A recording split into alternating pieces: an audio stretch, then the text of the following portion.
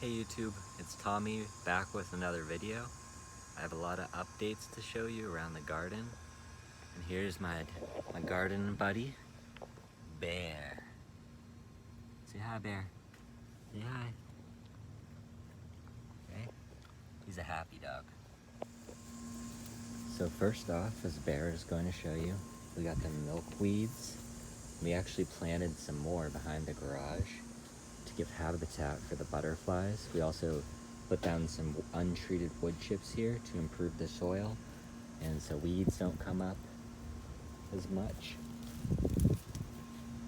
Here I got the raspberry bushes, and every day gives me a little bit more and more. It's just starting to ramp up the production.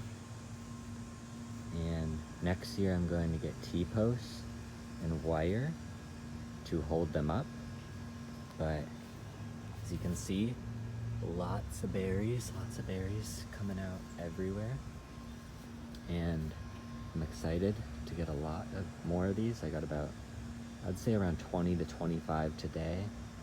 And every day it's just increased. So here I got the wood chips. I just placed these around. I got them from Milfair Compost. And these are the slightly shredded up ones, so they look a little nicer. And I got some snap peas in the corner back here. Some sugar snaps. Hopefully they'll survive and grow up this fence. I got the marigolds. And whenever I see one that's about to die or already dead, I just pop it off, and that's why these flowers are so beautiful and abundant. Is because if you let the deadheads stay, they'll just focus on those instead of promoting new flower growth. And I use these marigolds because chipmunks and rabbits and things hate the smell of them. So I put it, for example, in that corner right there. And that will keep various pests and chipmunks and things. You can place them wherever you want, and it'll keep them out of your garden in a natural, healthy way. Here I got the chives, the irises that bloom in the spring. Here I got more marigolds. I planted lots of seeds here, and I just put little zip ties so I remember where they are. I planted some turnips, some red lettuce, the reddest lettuce on earth. It's rich in antioxidants. I planted tons of French breakfast radishes, which only take around 20 plus days before you will get radishes to harvest. I mixed in some mushroom compost to amend the soil, since I already planted some things here before. And you can sow these radishes in successions, meaning I planted these a few days ago, and in a couple days I'm probably gonna plant some more in this area, so you have a continuous harvest and they don't all come at once, because one seed will give you one nice radish. Here I got the beet seeds, and these are a little picked apart, so I might try to plant some more very soon. Here I got more wood chips that are replaced, a kale, some snap pea against the fence.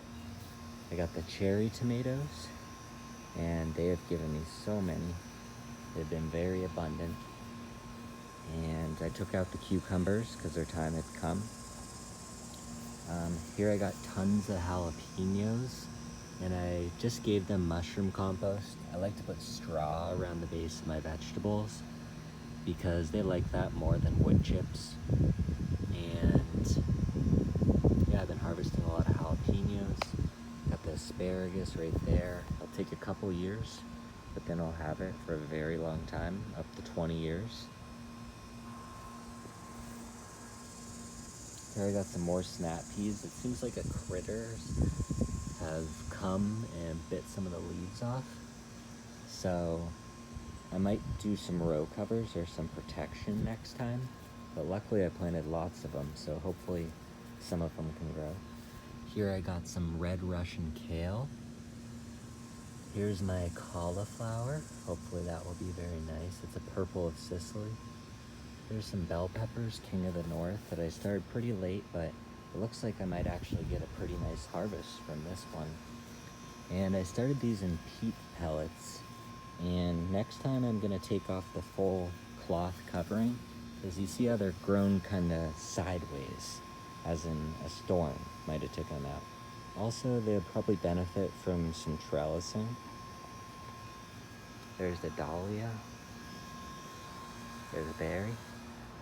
See, I just added the wood chips all the way around the garden.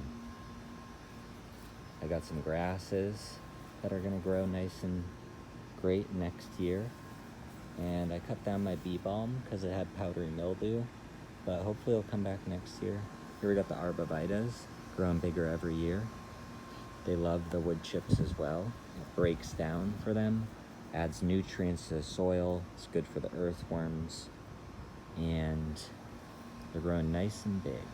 Right, Bear? Right? We just love this guy.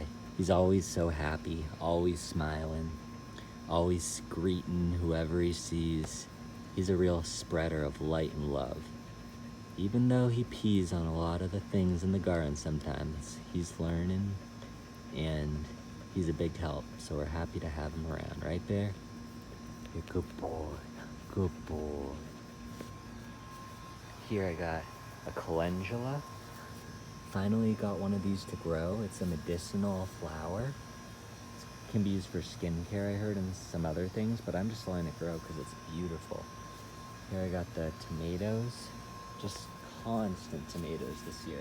One tomato plant has easily given me over 100 slicer tomatoes, and there's tons more growing constantly,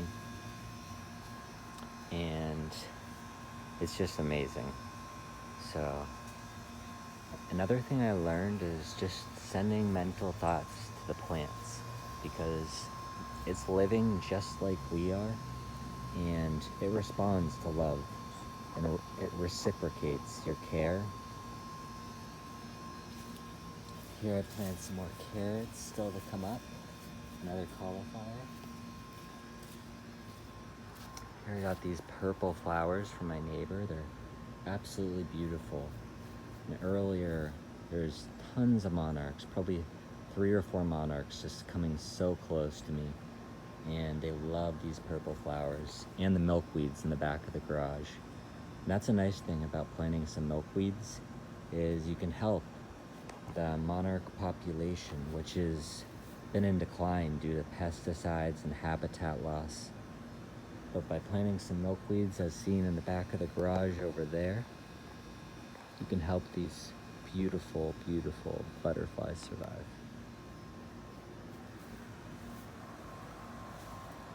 We got, I'll take you over here now. Got these beautiful flowers. Also put wood chips over here. The bees seem to like these ones. I'm not sure what they're called, but they're very pretty purple. And next year I'm gonna have these ones coming up. I actually kept some of these clover, I think they're called, because it's beneficial to the pollinators, and they kind of look pretty. They kind of look like little shamrocks. So it's really cool. I'll take you out front. Pardon the noise. So out here, just ordered 3 yards of wood chips for drop off, and you can see the piles right here. Also mulched around here. Didn't use any colored wood chips because I wanted it to break down and help the soil. They do break down pretty quick, so it requires a little bit more labor, but in my opinion, it's worth it for me personally. Got these black-eyed Susans.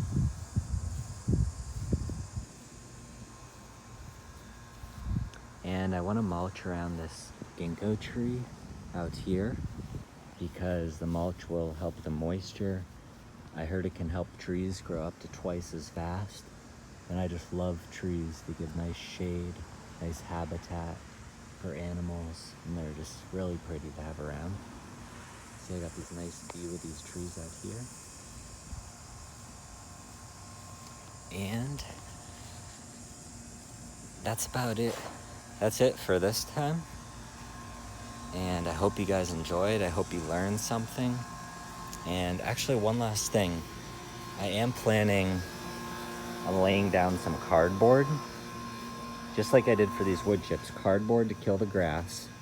Place the wood chips over it, like over here. And I want to plant some blueberry bushes. Maybe here. Maybe a plum tree out front. And I want to get a native variety. And so, yeah, I'm hoping to just grow lots of healthy, sustainable food using no pesticides or anything harmful to wildlife, and work with nature as much as possible and create an abundance of healthy food for myself and neighbors and community, because we live off the land. We come from soil, and someday we go back to soil. And the food you eat is so important to your overall health, to your mental health. 70 to 90% of our neurotransmitters are made in our gut. And so by eating a diverse amount of fruits and vegetables and nuts and things like that with lots of fiber, you can nourish your gut and your overall health.